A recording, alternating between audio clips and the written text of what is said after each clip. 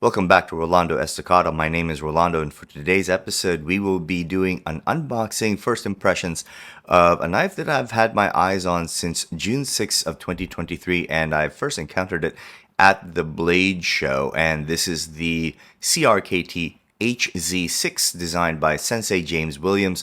He has his own knife design company called WilliamsBladeDesign.com, and what we have here is the production version of the HZ6.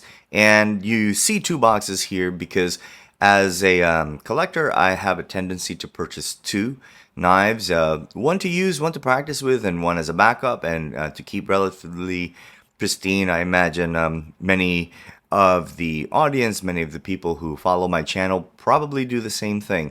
So without further ado, we're going to go ahead and open these up. So I'm going to start with the one at the bottom here, and it has this really nice box that it comes in, and I want you to notice that when I shake it around, there's no special styrofoam holding it together, so it's a pretty no frills. To open the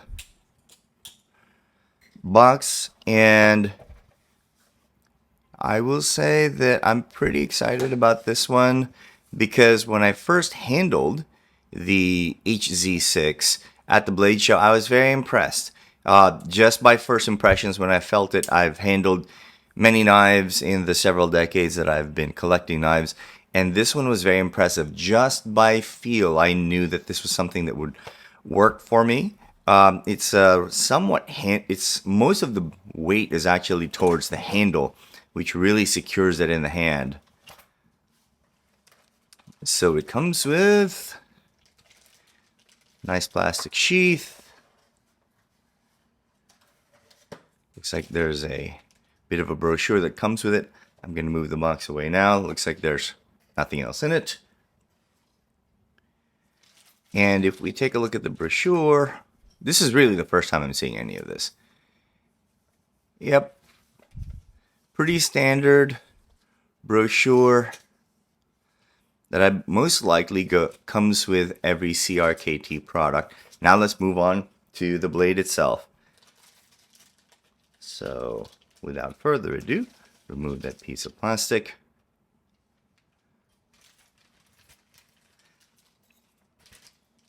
So it looks like, first thing, it comes with these types of MOLLE attachments where it can allow you to attach multi-attachment sections to the blade so that you can carry it the way you want to. This looks and feels like Kydex. Looks pretty substantial and firm. I like it. And now for deployment.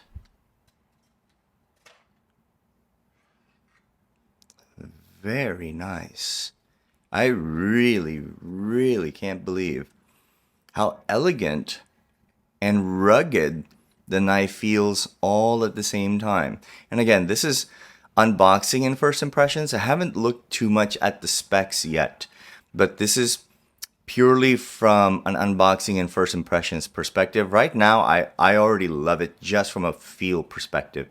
One thing I want you to notice about the handle itself is that the grooves in here, when I really grip the handle, I can feel these grooves kind of bite into my hand. You can see that here. But I remember speaking to Sensei James Williams about this when I met him at the Blade Show, and he said that when he had built this, it was primarily for people who are in the military, but also for outdoorsmen who tend to work with gloves.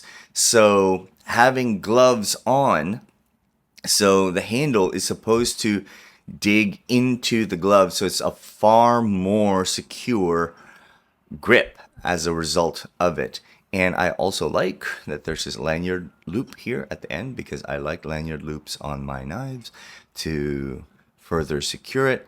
But look how elegant that blade looks. It's a hirazukuri, which according to the website is based off of an 8th century Japanese design, which from what I understand, the blade is relatively flat. And what that means is that it doesn't have what's called niku. And niku is a feature of a samurai sword, which is along the edge, and it makes sure that it's ever so slightly raised. And depending on how high that niku is, how thick that niku is, it allows the blade to do battlefield work, whether it's cutting through armor material, whether that's leather, lacquered bamboo, or flesh and bone. That's what niku is for. But the hirazukuri profile is relatively flat, which I think works really well. One, for tool purposes, in that it's easier to kind of slice with it. So I can see that this is the kind of knife that could be used for outdoor purposes. So for slicing, slicing cloth, whittling, or some really nice outdoorsman kind of work. But the really cool thing about it is that from a self-defense standpoint, it's relatively elegant.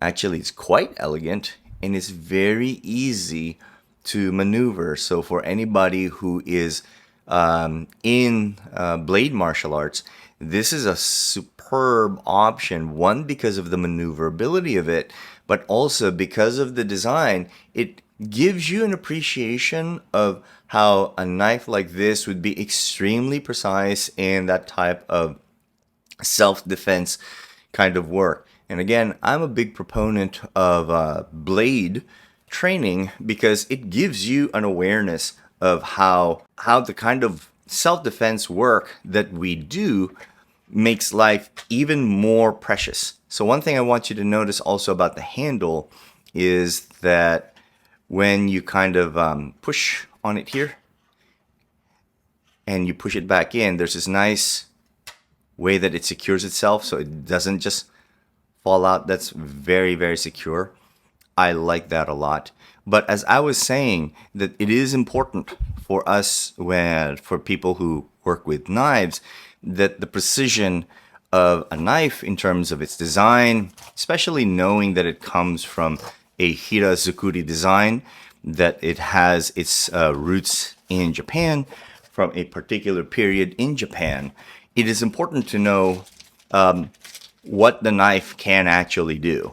In terms of, for example, the lack of niku on the blade means that we can expect this to be more of a precision. Look at this.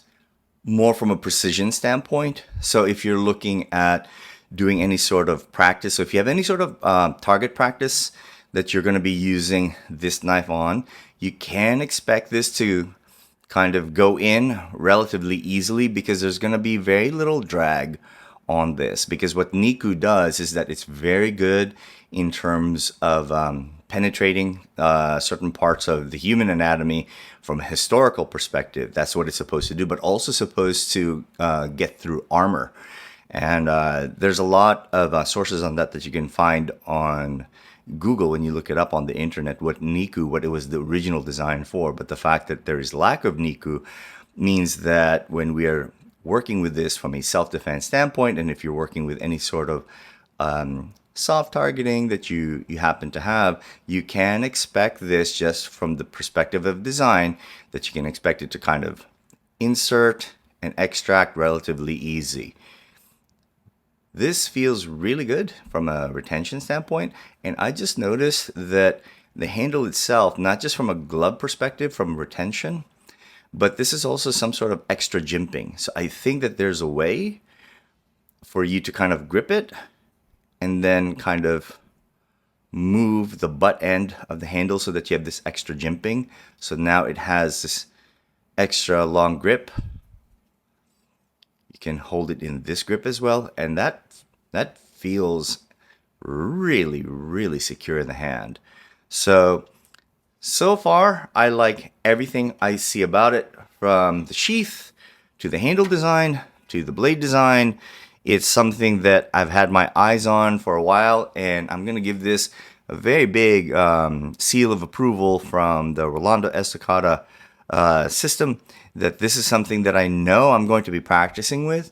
So stick around, stay tuned. I'm going to be doing a video on how I would use this in terms of my own martial art practice, how I would use it. So stick around for that one. But overall, I really enjoy these two Hirazukuri HZ6 Williams Blade Design CRKT collaboration. Really looking forward to working with these and putting together a video. Stick around, stay tuned. More videos to come.